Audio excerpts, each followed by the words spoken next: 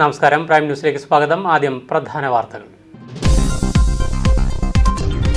കൂത്താട്ടുകുളം നഗരസഭയിലെ വിവിധ ഡിവിഷനുകളിൽ തെരുവുവിളക്കുകൾ സ്ഥാപിക്കുന്നതിനെ ചൊല്ലി കൗൺസിൽ യോഗത്തിൽ LDFും UDFും തമ്മിൽ തർക്കം. തെരുവുവിളക്ക് സ്ഥാപിക്കുന്നതിനായി വാങ്ങിയ സാധനങ്ങൾ അനധികൃതമായി നഗരസഭയിൽ നിന്ന് കടത്തിക്കൊണ്ടുപോയതായി LDF അംഗങ്ങൾ. ഇടത് കൗൺസിലർമാർ വികസന പ്രവർത്തനങ്ങൾ തടസ്സപ്പെടുത്തുന്നതായി UDF. കൂട്ടിക്കൽ കൊക്കയാർ പഞ്ചായത്തിന്റെ വിവിധ പ്രദേശങ്ങളിൽ വന്യമൃഗശല്യത്തിൽ ജനം വലയുമ്പോഴും പ്രതിരോധം തീർക്കേണ്ട വനംവകുപ്പിന്റെ ഓഫീസുകൾ ഉപേക്ഷിക്കപ്പെട്ട നിലയിൽ. കൂട്ടിക്കൽ ടൗണിന് സമീപം വനംവകുപ്പിന്റെ അധീനതയിലുള്ള സ്ഥലവും കെട്ടിടവും കാട് കയറി നശിക്കുന്നു. ഇവിടെ ഫോറസ്റ്റ് സ്റ്റേഷൻ സജീവമായി പ്രവർത്തിച്ചാൽ വന്യമൃഗശല്യം പ്രതിരോധിക്കാൻ സാധ്യതകളുണ്ടായിട്ടും ഈ സംവിധാനങ്ങൾ വനംവകുപ്പ് ഉപയോഗിക്കുന്നില്ലെന്ന് നാട്ടുകാർ. വിദേശത്ത് ജോലി വാഗ്ദാനം നൽകി പണം തട്ടിയ കേസിലെ പ്രതി പിടിയിൽ. കോട്ടയം മീനച്ചിൽ കരൂർ കരിങ്ങാട്ട് വീട്ടിൽ IB രാജേഷിനെയാണ് തൊടുപുഴ പോലീസ് അറസ്റ്റ് ചെയ്തത്. കൊറിയയിൽ ജോലി വാഗ്ദാനം ചെയ്ത് 5 ലക്ഷം രൂപ തട്ടിയെന്ന പരാതിയിലാണ് അറസ്റ്റ്. വാർത്തകൾ വിശദമായി. കൂത്താട്ടുകുളം നഗരസഭയിലെ വിവിധ ഡിവിഷനുകളിൽ തെരുവുവിളക്കുകൾ സ്ഥാപിക്കുന്നതിനെ ചൊല്ലി കൗൺസിൽ യോഗത്തിൽ LDFും UDFും തമ്മിൽ തർക്കം നടന്നു. തെരുവുവിളക്ക് സ്ഥാപിക്കുന്നതിനായി വാങ്ങിയ സാധനങ്ങൾ അനധികൃതമായി നഗരസഭയിൽ നിന്നും കടത്തിക്കൊണ്ടുപോയതായി LDF അംഗങ്ങൾ ആരോപിച്ചു. കഴിഞ്ഞ വെള്ളിയാഴ്ച വൈകിട്ട് 7:30 ശേഷമാണ് 2 കെട്ടുകളിലാക്കി സാധനങ്ങൾ മാറ്റിയതെന്നും ആരോപണം ഉയർന്നു. നടപടികൾ പാലിക്കാതെയാണ് സാധനങ്ങൾ മാറ്റിയതെന്ന് നഗരസഭ അധികൃതർ കണ്ടെത്തിയതിനെ തുടർന്ന് ശനിയാഴ്ച സാധനങ്ങൾ തിരികെ നഗരസഭയിൽ എത്തിച്ചു. പ്രതിഷേധത്തിൻ്റെ ഭാഗമായി LDF സമരവും നടത്തിയിരുന്നു. ഇടത് കൗൺസിലർമാർ വികസന പ്രവർത്തനങ്ങൾ തടസ്സപ്പെടുത്തുന്നതായി UDF ആരോപിച്ചു. 2ാം ശനിയാഴ്ചയും ഞായറാഴ്ചയും അവധിയായതിനാൽ ആ ദിവസങ്ങളിൽ ജോലി ചെയ്യുന്നതിനായിട്ടാണ് സാധനങ്ങൾ കരാറുകാരൻ്റെ അഭ്യർത്ഥന പ്രകാരം നൽകിയതെന്നാണ് നഗരസഭാ ഭരണസമിതി വ്യക്തമാക്കുന്നത്. ഇവിടെ ഇരുന്ന സാധനം അനുമതിയില്ലാതെ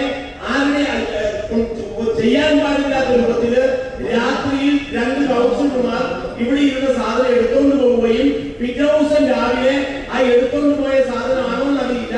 ഇവിടെ പിറ്റേ ദിവസം രാവിലെ 7 മണിക്ക് ഒരു ഓട്ടോറിക്ഷയിൽ വൈസ് ചെയർമാന്റെ നേതൃത്വത്തിൽ ഇവിടെ കൊണ്ടുവെക്കുകയും ചെയ്ത രീതി അത് നഗരസഭയ്ക്ക് ചേർന്ന രീതിയല്ല. സർക്കാരിന്റെ മുതൽ അങ്ങനെ കൊണ്ടുവെക്കാനുള്ള അവകാശം ഇല്ല എന്നതാണ് ഞങ്ങൾ പറഞ്ഞത്.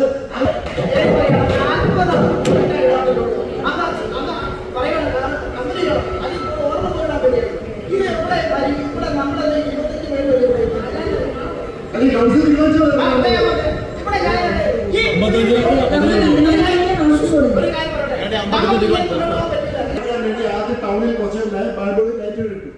അത് ഇട്ടതിന് ശേഷം സാധാരണ ചെയ്യാറുള്ളത് 25ാം വാർഡിൽ നിന്ന് ആരംഭിച്ചു. 25ാം വാർഡിൽ നിന്ന് ആരംഭിച്ചത് വെള്ളിയാഴ്ച ആ വർക്ക് തീർന്നതിന് ശേഷം ശനിയും ഞായറും അവധിയായിരുന്നു. സെക്കൻഡ് സാറ്റർഡേയും ഞായറാഴ്ചയും അവധിയായിരുന്നതുകൊണ്ട് സ്വാഭാവികമായും കോൺട്രാക്ടർ നിർദ്ദേശിച്ചനുസരിച്ച് കോൺട്രാക്ടർക്ക് ബൾബ് വേണമെന്ന് പറഞ്ഞു.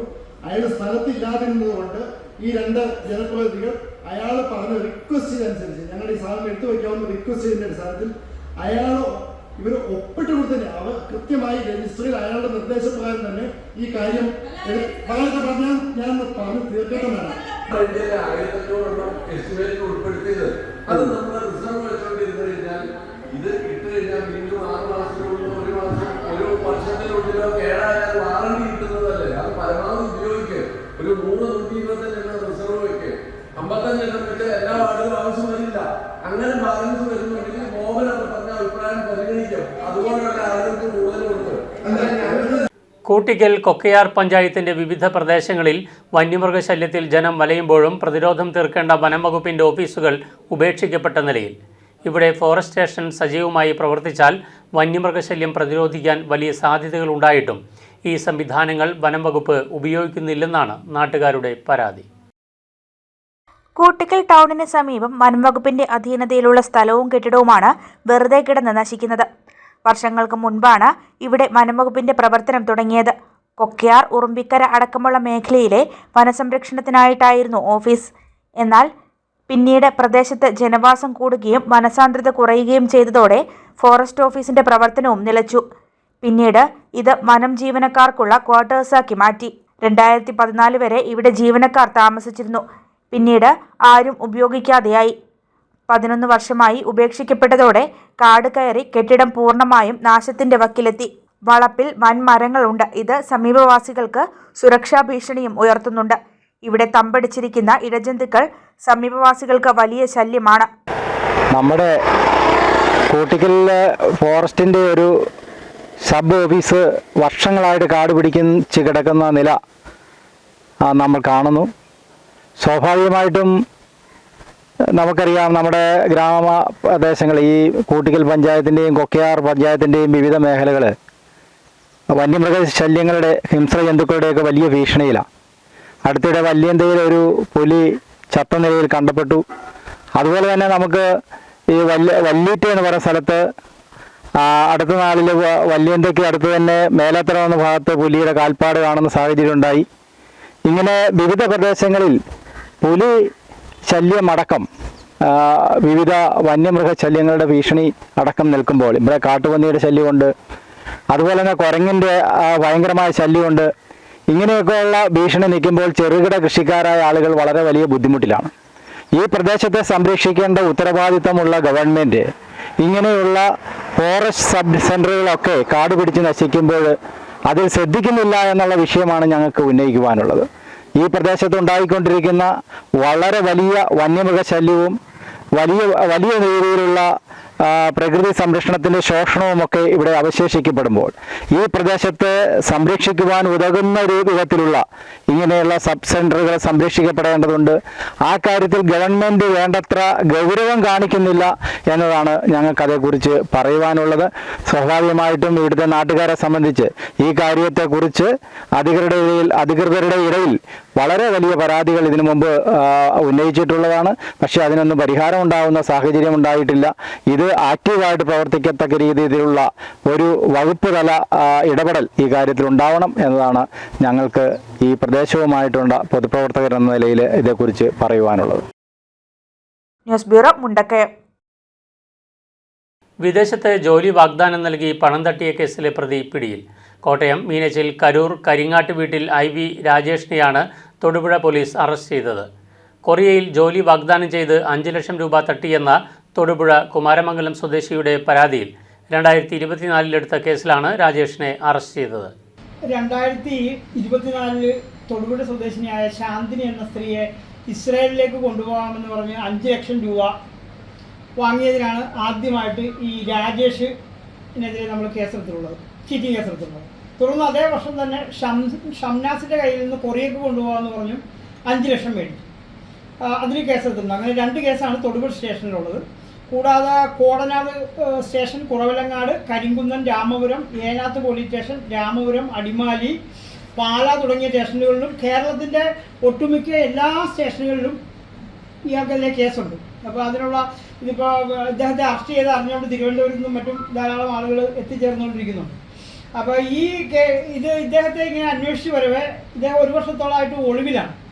അപ്പോൾ നമുക്ക് ഇദ്ദേഹം വൈഫുമായിട്ട് വളരെ അടുപ്പമില്ല, അകന്ന് കഴിയുമെന്നാണ് പറഞ്ഞിരുന്നത്. എങ്കിലും നമ്മുടെ പോലീസ് വിദഗ്ധമായിട്ട് ഈ വൈഫിൻ്റെ നമ്പറും കൂടി നമ്മൾ വാച്ച് ചെയ്യുന്നുണ്ടായിരുന്നു. അപ്പോൾ ഈ കഴിഞ്ഞ ദിവസം അവർ ഒരു കടയിൽ ലിക്വിഡ് മണി കൊടുത്തിട്ട് അവരുടെ കയ്യിലേക്ക് അത് ക്യാഷ് ഗൂഗിൾ പേ ചെയ്യിച്ചു. അപ്പോൾ അതിൻ്റെ ഡീറ്റെയിൽസ് കിട്ടി. തുടർന്ന് നമ്മുടെ SI അജിയും CPO മഹേഷും കൂടി അവിടെ പോയി ഇതിനെക്കുറിച്ച് ഡീറ്റെയിൽഡായിട്ട് അന്വേഷിച്ചതിനെ തുടർന്നാണ് ദീപ്തി എന്ന സുഹൃത്തിൻ്റെ വീട്ടിൽ ഇവരിൽ ഒഴിവിൽ കഴിയുകയായിരുന്നു മനസ്സിലായി. ഇയാൾ സംസ്ഥാനത്തുടനീളം സമാന രീതിയിൽ തട്ടിപ്പ് നടത്തിയിട്ടുണ്ടെന്ന് പോലീസ് പറഞ്ഞു. കരിങ്കുന്നം, രാമപുരം, ഏനാത്ത്, കുറുവിലങ്ങാട് തുടങ്ങി നിരവധി പോലീസ് സ്റ്റേഷനിൽ രാജേഷിനെതിരെ കേസുള്ളതായും പോലീസ് സൂചിപ്പിച്ചു. ഒളിവിൽ കഴിയുകയായിരുന്ന രാജേഷിനെ പട്ടിമറ്റത്തു നിന്നാണ് പോലീസ് സംഘം പിടികൂടിയത്. രാജേഷിനെ കോടതിയിൽ ഹാജരാക്കി.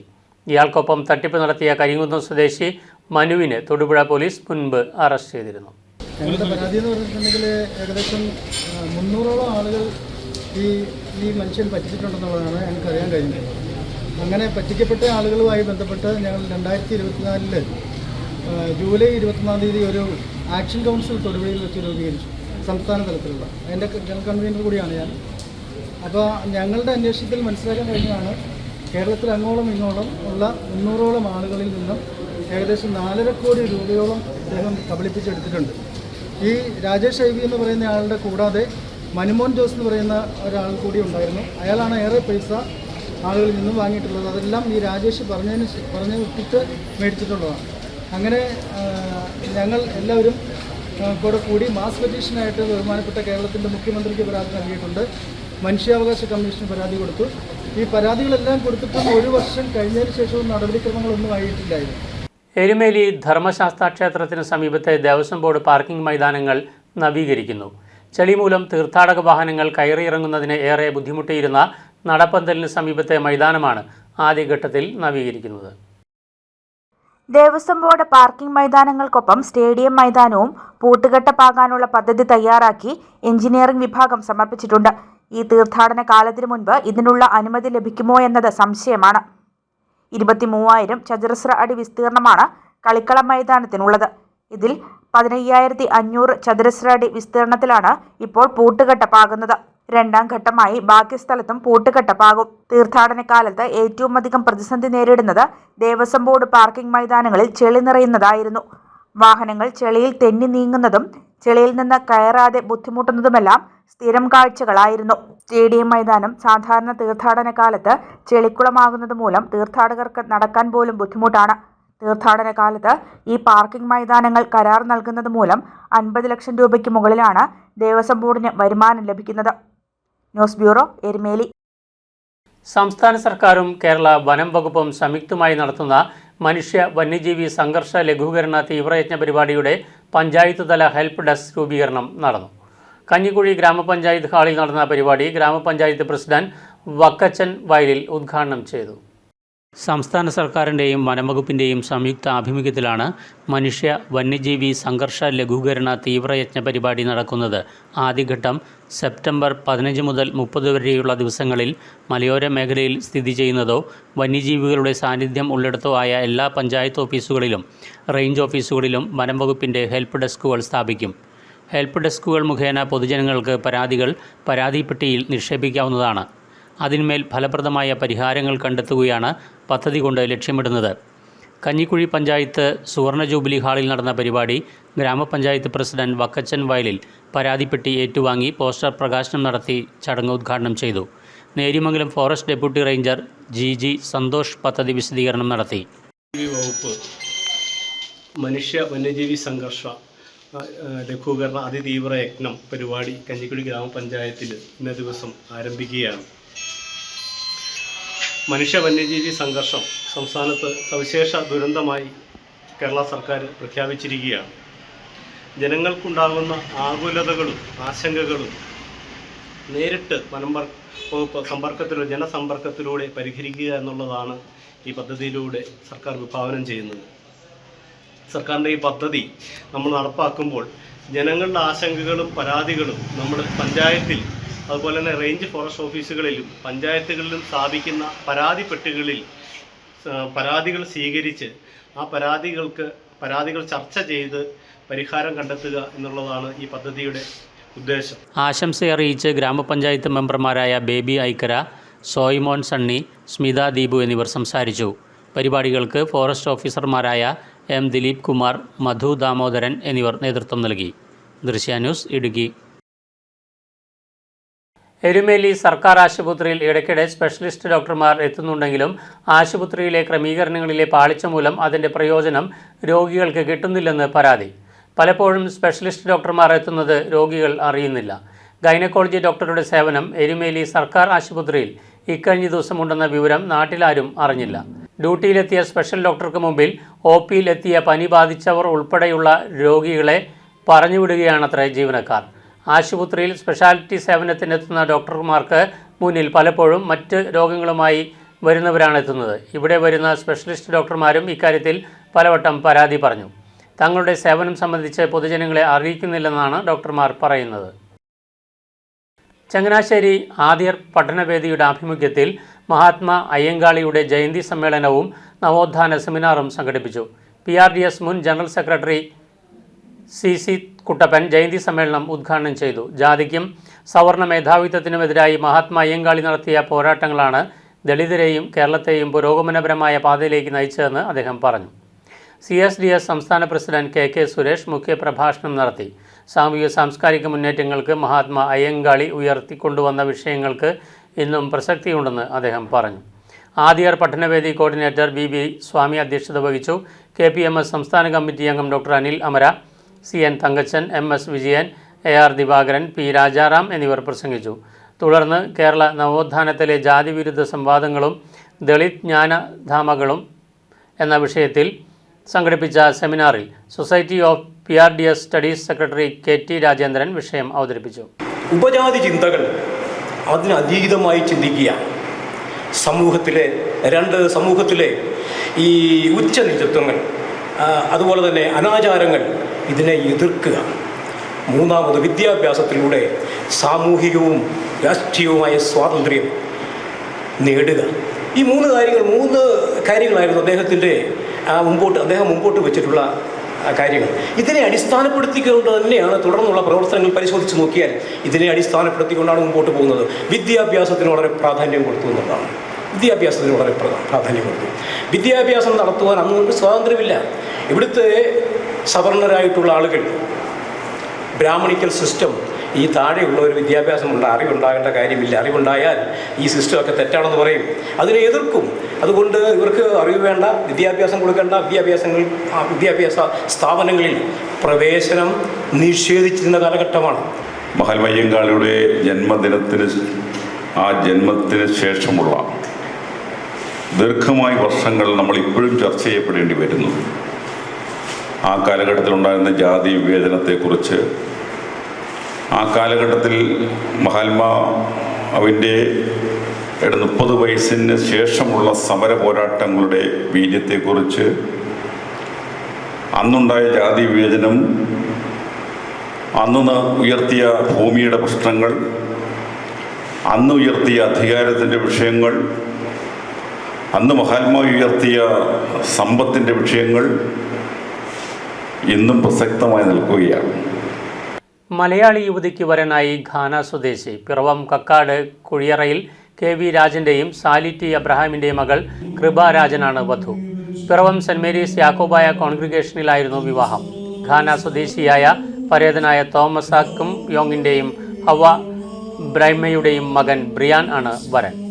കുടുംബത്തോടൊപ്പം UK-യിൽ കഴിയുന്ന കൃപയും ബ്രിയാനും 2 വർഷം മുമ്പ് പഠനത്തിനിടെയാണ് പരിചയപ്പെട്ടത്. തുടർന്ന് പ്രണയത്തിലേക്ക് എത്തിയ ബന്ധത്തിന് വീട്ടുകാരും പിന്തുണച്ചതോടെ വിവാഹത്തിലേക്ക് എത്തുകയായിരുന്നു. കൃപയുടെ ആഗ്രഹപ്രകാരമാണ് നാട്ടിലെ പള്ളിയിൽ വെച്ച് വിവാഹം നടത്തിയത്.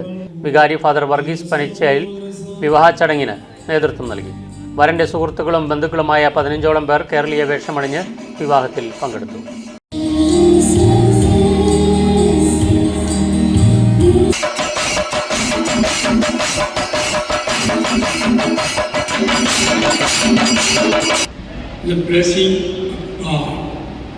എറണാകുളം ജില്ലയിലെ മികച്ച ദേവഹരിതം പച്ചത്തുരുത്ത് പുരസ്കാരം തിരുമാറാടി ഗ്രാമപഞ്ചായത്തിന്.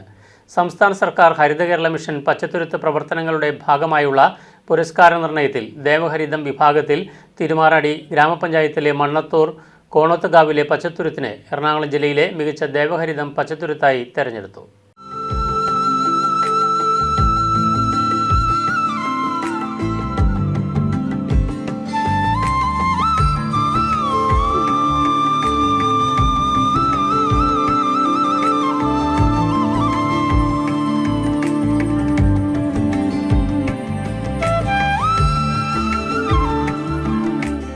തിരുമാറാടി ഗ്രാമപഞ്ചായത്തിലെ 5-ാം വാർഡിലെ കോണോത്തുകാവിന് ചുറ്റുമുള്ള അരേക്കർ സ്ഥലത്താണ് മനോഹരമായ പച്ചത്തുരുത്ത് ഒരുക്കിയിട്ടുള്ളത്.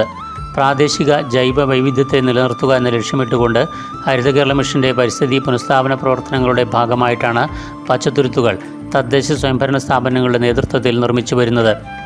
തിരുമാറാടി ഗ്രാമപഞ്ചായത്ത്, ഹരിത കേരള മിഷൻ, മഹാത്മാഗാന്ധി ദേശീയ തൊഴിലുറപ്പ് പദ്ധതി, കോണോത്തുകാവ് ക്ഷേത്ര ഭരണസമിതി എന്നിവയുടെ നേതൃത്വത്തിലാണ് പച്ചത്തുരുത്ത് നിർമ്മിച്ചത്. 2020 നിർമ്മിച്ച പച്ചത്തുരുത്ത് 5 വർഷക്കാലം തൊഴിലുറപ്പ് പദ്ധതിയിൽ ഉൾപ്പെടുത്തി പരിപാലനം ഉൾപ്പെടെയുള്ള കാര്യങ്ങൾ ഉറപ്പിക്കാൻ സാധിച്ചു. നിരവധി വൈവിധ്യമാർന്ന വൃക്ഷങ്ങൾ, അതോടൊപ്പം തന്നെ അന്യം നിന്നുപോകുന്ന പ്രാദേശിക ചെറുസസ്യങ്ങളും ഫലവൃക്ഷങ്ങളും ചിത്രശലഭങ്ങളാൽ പക്ഷികളാൽ സമ്പന്നമാണ് ദേവഹരിതം പച്ചത്തുരുത്ത്. TM Jacob memorial government college, village office compound എന്നിവിടങ്ങളിലും ഗ്രാമപഞ്ചായത്തിൻ്റെ നേതൃത്വത്തിൽ പച്ചത്തുരുത്തുകൾ നിർമ്മിച്ചിട്ടുണ്ട്. 6 വർഷങ്ങൾക്ക് മുമ്പാണ് പ്രകൃതി ദുരന്തങ്ങളെയും പ്രളയത്തെയും അതോടൊപ്പം തന്നെ കാലാവസ്ഥാ വ്യതിയാനത്തെയൊക്കെ അതിജീവിക്കുന്നതിന്റെ ഭാഗമായി പച്ചത്തുരുത്തുകൾ സൃഷ്ടിക്കുക എന്നുള്ളൊരു മഹത്തായ ഉദ്യമം ഹരിത കേരള മിഷനെ ഏൽപ്പിക്കുന്നത്. അതിന്റെ ഭാഗമായി സംസ്ഥാനത്തൊട്ടാകെ ആദ്യഘട്ടത്തിൽ 1000-ഓളം പച്ചത്തുരുത്തുകളാണ് സൃഷ്ടിച്ചത്. ഉന്നം അത് അങ്ങനെ തുടങ്ങിയിട്ടുള്ള നിരവധി വൃക്ഷങ്ങൾ ഇവിടെയുണ്ട്. ചിത്രശലഭങ്ങൾ, ഒപ്പം വിവിധങ്ങളായിട്ടുള്ള പക്ഷികൾ, ദേശാടന പക്ഷികൾ കൂടാതെ ഈ വലിയ ഇനം പുള്ളുകളൊക്കെ രാത്രിയൊക്കെ ഞാൻ സമീപവാസി എന്നുള്ള നിലയിൽ കേൾക്കാൻ കഴിയുന്നത് ചില സമയങ്ങളിലൊക്കെ വലിയ സൗണ്ടിൽ കൂവുന്ന വലിയ പുള്ളുകൾ ഇവിടുത്തെ നിത്യ സാന്നിധ്യമാണ് എന്നുള്ളതും ഇതെല്ലാം വേറിട്ട് കാണിക്കുന്ന പ്രത്യേകതകളാണ് ഇവിടെ ഉള്ളത്. ഇത് 2020 കാലഘട്ടത്തിൽ പഞ്ചായത്ത് ഭരണസമിതി ഉൾപ്പെട്ട് കൊണ്ട് ഒരു ഹരിത ഉദ്യാനം എന്ന രീതിയിൽ നടത്തുന്നതിന് വേണ്ടിയിട്ട് വരികയും അപ്പോൾ ഞങ്ങളത് ഒന്നിച്ച് നിന്ന് ഏറ്റെടുത്ത് നടത്തുന്ന ഒരു പരിപാടിയിലേക്ക് മാറി. അതുപോലെ ഇവിടെയുള്ള നാട്ടിലുള്ള എല്ലാവരും ഇതിനോട് നല്ല രീതിയിൽ തന്നെ ഇത് കണ്ട് ഇതിൻ്റെ പ്രവർത്തനങ്ങളിൽ പങ്കാളികളാവുന്നുണ്ട്. നാടിൻ്റെ പരിസ്ഥിതിയെ സംരക്ഷിക്കുന്നതിനായി ഹരിത കേരള മിഷൻ മുന്നോട്ട് വെച്ച പ്രധാനപ്പെട്ട ആശയങ്ങളിലൊന്നാണ് പച്ചത്തുരുത്ത് എന്നുള്ളത്. യഥാർത്ഥത്തിൽ കോണോത്ത് ഭഗവതി ക്ഷേത്രം ഈ തിരുമാറാടി ഗ്രാമപഞ്ചായത്തിൻ്റെ തന്നെ ഒരു ഓക്സിജൻ ഹബ്ബാണ്. നവകേരളം കർമ്മ പദ്ധതി സംസ്ഥാന കോർഡിനേറ്റർ ഡോക്ടർ TN സീമയിൽ നിന്ന് പഞ്ചായത്ത് പ്രസിഡന്റ് അഡ്വക്കേറ്റ് സന്ധ്യമോൾ പ്രകാശ് പുരസ്കാരം ഏറ്റുവാങ്ങി. വൈസ് പ്രസിഡന്റ് MM ജോർജ്, സ്ഥിരം സമിതി അധ്യക്ഷ രമ മുരളീധര കൈമൾ, ഗ്രാമപഞ്ചായത്ത് അംഗം KK Rajkumar, VO R Priya Ranjan, Haritha Kerala mission resource person AA Suresh എന്നിവർ പങ്കെടുത്തു. Drishya news Koothattukulam. National service സ്കീമിൻ്റെയും സംസ്ഥാന എയ്ഡ്സ് കൺട്രോൾ സൊസൈറ്റിയുടെയും KSRTCയുടെയും ആഭിമുഖ്യത്തിൽ സംഘടിപ്പിച്ച യുവജാഗരൺ കലാജാഥയ്ക്കും എയ്ഡ്സ് ബോധവൽക്കരണ കാക്കാരശ്ശി നാടകത്തിനും അരുവിത്തറ സെൻറ് ജോർജ് കോളേജിൽ സ്വീകരണം നൽകി. സമഗ്ര ആരോഗ്യ സുരക്ഷാ ക്യാമ്പയിൻ്റെയും എയ്ഡ്സ് ബോധവൽക്കരണത്തിൻ്റെയും ഭാഗമായാണ് യാത്ര സംഘടിപ്പിച്ചത്. ബോധവൽക്കരണ പരിപാടി Aruvithura Saint George's college bursar reverend father Biju Kunnakkattu ഉദ്ഘാടനം ചെയ്തു. ചടങ്ങിൽ college vice principal doctor Jilu Annie John, NSS programme ഓഫീസറായ doctor Denny Thomas, Maria Jose എന്നിവർ പ്രസംഗിച്ചു. വോളണ്ടിയർ സെക്രട്ടറിമാരായ Nirmal Prakash, Angel Maria Jose, Abhinesh Rajesh, Jwala Anna George എന്നിവർ നേതൃത്വം നൽകി. എയ്ഡ്സ് രോഗത്തിൻ്റെ കാരണങ്ങൾ, രോഗാവസ്ഥ, മുൻകരുതലുകൾ, ചികിത്സ തുടങ്ങിയ വിഷയങ്ങൾ പരാമർശിക്കുന്ന കാക്കാരശ്ശി നാടകം വിദ്യാർത്ഥികൾക്കിടയിൽ പുതിയ അനുഭവമായി. അസുഖം വന്നിട്ട് ചികിത്സിച്ച് സുഖപ്പെടുത്തുന്നതിനേക്കാൾ ഭേദമാണ് അത് എന്താണെന്ന് മനസ്സിലാക്കി വരാതെ സൂക്ഷിക്കുക. തീർച്ചയായും നമുക്കൊരു ബോധവൽക്കരണം, ഇത് ഒരു പരിപാടി എന്നതിനപ്പുറത്ത് ജീവിതത്തിനുള്ള ഒരു അറിവാണ്. ഇത് നിങ്ങൾക്ക് വേണ്ടി മാത്രമല്ല, നിങ്ങൾ ഇന്നിവിടെ കാണുകയും ഈ കലാപരിപാടിയിലൂടെ മനസ്സിലാക്കുകയൊക്കെ ചെയ്യുന്ന കാര്യങ്ങൾ ആധികാരികമായി മറ്റുള്ളവർക്ക് പറഞ്ഞു കൊടുക്കാനും കൂടെയുള്ള ഒരു കാര്യമാണ് നിങ്ങൾ സ്വന്തമാക്കേണ്ടത്. ആകട്ടെ, നിങ്ങളെ കാക്കാനെന്തേ? നിങ്ങളുടെ പച്ചക്കുത്തു സൂചിയുടെ ബലത്തിൽ കഴിഞ്ഞുകൂടി വരികയെന്നേ. അങ്ങനെ ഇരുന്നപ്പോഴാ ഒരു ദിവസം ഇവിടുത്തെ സർക്കാർ ആശുപത്രിയിലെ ഇൻസ്പെക്ടർ സാറ് ഞങ്ങളുടെ കാക്കാനെ ഓടിച്ചിട്ട് പിടിച്ച് അങ്ങയുടെ പച്ചക്കുത്തു സൂചി തല്ലി ഓടിച്ചത്. മേലാലി പണിയും കൊണ്ട് ഇവിടെ കാണരുതെന്ന് പറഞ്ഞു നമ്മ ഏതാണ്ടൊക്കെ അസുഖങ്ങൾ വരുമ്പോലും അയ്യോ അങ്ങനെ എന്റെ കയ്യിലിപ്പോ കിട്ടിയ ഈ വെറ്റമാല ഞാൻ ചവച്ചു തിന്നേനെ. ലോട്ടറിയുടെ GST 40% വർദ്ധിപ്പിക്കാനുള്ള തീരുമാനത്തിൽ നിന്നും കേന്ദ്ര സർക്കാർ പിന്തിരിയണമെന്ന് കേരള ഭാഗ്യക്കുറി സംരക്ഷണ സമിതി സംസ്ഥാന സമരപ്രഖ്യാപന കൺവെൻഷൻ കേന്ദ്ര സർക്കാരിനോട് ആവശ്യപ്പെട്ടു. നിലവിൽ ലോട്ടറിക്ക് GST 28%. അത് 40%ആക്കിയത് കേരള ഭാഗ്യക്കുറിയെ തകർക്കും. തൊഴിലാളികളുടെ വരുമാനത്തെ ബാധിക്കുമെന്നും ഭാരവാഹികൾ വാർത്താസമ്മേളനത്തിൽ അറിയിച്ചു. മറ്റൊരു മേഖലയിലും ഇത്തരമൊരു ഭീമമായ വർധനയില്ലെന്നും ലോട്ടറിയുടെ GST വർദ്ധിപ്പിക്കാനുള്ള നീക്കത്തിൽ നിന്നും പിന്തിരിയണമെന്നാവശ്യപ്പെട്ട് ഭാഗ്യക്കുറി സംരക്ഷണ സമിതിയുടെ നേതൃത്വത്തിൽ നാളെ രാവിലെ 10-ന് കോട്ടയം ഹെഡ് പോസ്റ്റ് ഓഫീസിലേക്ക് മാർച്ചും ധർണയും നടത്തും. ലോട്ടറി വിറ്റ് ഉപജീവനം നടത്തുന്ന ഏതാണ്ട് 2-2.5 ലക്ഷത്തോളം ജനങ്ങളാണ് കേരളത്തിൽ അങ്ങോളം ഇങ്ങോളം ജോലിയെടുക്കുന്നത്.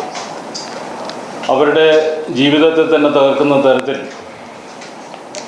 കേന്ദ്ര ഗവൺമെൻറ് GST വർദ്ധിപ്പിച്ചുകൊണ്ടാണ് ലോട്ടറിയെ തകർക്കാനുള്ള ഒരു മാർഗത്തിലേക്ക് കിടക്കുന്നത്. ഏതാണ്ട് ഇപ്പോൾ 28% ലോട്ടറിക്ക് GST നടപ്പാക്കിക്കൊണ്ടിരുന്നത് 40% ഉയർത്തിയിരിക്കുകയാണ്. നിങ്ങൾക്കെല്ലാം അറിയാവുന്ന ഒരു കാര്യമാണ്. അതിനെതിരെ വ്യാപകമായ പ്രക്ഷോഭങ്ങളും സമരങ്ങളും കേരളത്തിലുടനീളം നടത്തി വരികയാണ്.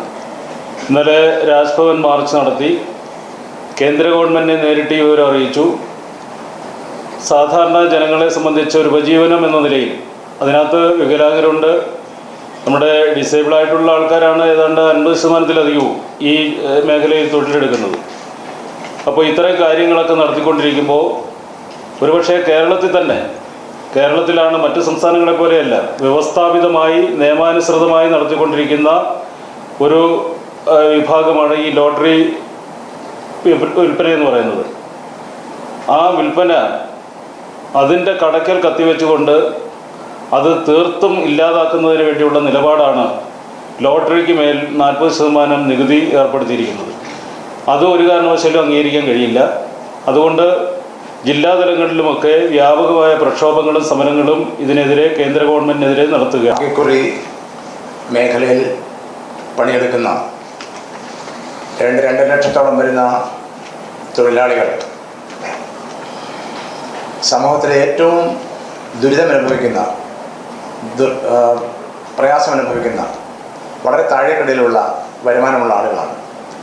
നേരത്തെ ഇവിടെ സൂചിപ്പിക്കപ്പെട്ടതുപോലെ ഭിന്നശേഷിക്കാർ, കണ്ണ് കാണാൻ പാടില്ലാത്തവർ, നടക്കാൻ ശേഷിയില്ലാത്തവർ, ശാരീരികമായി വളരെ ദൗർബല്യം അനുഭവിക്കുന്ന ആളുകൾ, ഭാരമേറിയ ജോലികൾ ചെയ്യാൻ കഴിയാത്ത സ്ത്രീകൾ, പ്രായമുള്ളവർ, അവരുടെ ഒരു വരുമാന മാർഗമാണ് കേരള ഭാഗ്യക്കുറി. തൃശൂർ അതിരൂപത മുൻ മെത്രാപ്പൊലീത്ത മാർ ജേക്കബ് തൂങ്കുഴി കാലം ചെയ്തു. 94 വയസ്സായിരുന്നു. ഉച്ചകഴിഞ്ഞ് 2:50 അന്ത്യം. 1930 ഡിസംബർ 13 പാലായിലെ വിളക്കുമാടം ഗ്രാമത്തിലായിരുന്നു മാർ ജേക്കബ് തൂങ്കുഴിയുടെ ജനനം. ബന്ധുമിത്രാദികൾ പിന്നീട് കോഴിക്കോട് തിരുവമ്പാടിയിലേക്ക് കുടിയേറി. 1956 ഡിസംബറിൽ തലശ്ശേരി രൂപതയ്ക്ക് വേണ്ടി റോമിലായിരുന്നു പൗരോഹിത്യ സ്വീകരണം. 73 മാനന്തവാടി രൂപത രൂപം കൊണ്ടപ്പോൾ 43-ാം വയസ്സിൽ പ്രഥമ മെത്രാനായി. സുദീർഘമായ 22 വർഷം കൊണ്ട് രൂപതയെ ആത്മീയ സാമൂഹിക വളർച്ചയിലേക്ക് നയിച്ചു. 95 താമരശ്ശേരി രൂപതയുടെ ഇടയനായി. 96 ഡിസംബർ 18 തൃശൂർ ആർച്ച് ബിഷപ്പായി നിയമനം. 2007 മാർച്ച് 18 ചുമതല മാർ ആൻഡ്രൂസ് താഴത്തിന് കൈമാറി. CBCI വൈസ് പ്രസിഡന്റായി മാർ ജേക്കബ് തൂങ്കുഴി 6 വർഷം പ്രവർത്തിച്ചു. 500-ലധികം സിസ്റ്റർമാരുമായി ഇന്ത്യയിലും വിദേശത്തും പ്രവർത്തിച്ചു വരുന്ന ക്രിസ്തുദാസി സമൂഹത്തിൻ്റെ സ്ഥാപകൻ എന്ന നിലയിലും അദ്ദേഹം ശ്രദ്ധ നേടി. പ്രൈം ന്യൂസ് പൂർണ്ണമാകുന്നു. നമസ്കാരം.